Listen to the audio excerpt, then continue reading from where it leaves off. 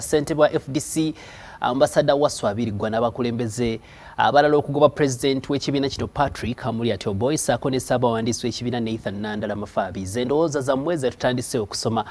Tutandikidde ku Facebook n'ekitawuzi Bashir agamba FDC ebadde eteekwa okweyubula okusobola okuvuganya mu 2026. Guno muzannyo era asinga okulaba asinga okubala yayitawo.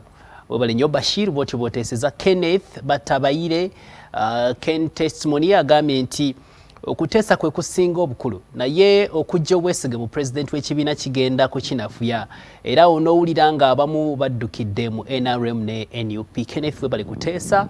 Ate ono ye Ssemanda Stephen yagambye nti ndowooza bano bakootakoota mu Galumonde. Honorable Nandala ne Honorable Amuriat balina ssente emmundu n'essiga eddamuzi weeto DP yaffe bwe yasaanawo.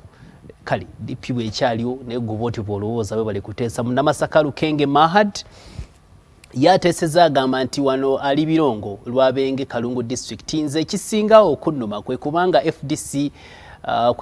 FDC balemereddwa okuteesa kuba bonna boogera lulimi lumu naye okuteesa tomanya naye katusabe tomanya luli boolo balitereera. Nsigadde nze Lukenge wano ne Lwabenge Kalungu District batulabire nnyo Bakalungu bannakalungu. Tuli ku X kaakati mukulu zigalya mmese abadde aludde okulabika naye kati olwalira agambye nti nze ndowooza kibadde ekyalwawo dda obwannantagambwako bwasukka kyokka bo abagobeddwa n'amaanyi gavumenti gebawadde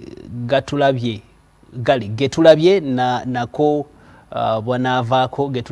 banaavaako kale webale nnyo maaso ku lutimbe kooli. Ronnie Kasozi Governor agambye nti ndaba ekibiina kigenda kwekutulamu ebiwayi bibiri kubanga siraba Patrick ne Amuriat bwe basirika ku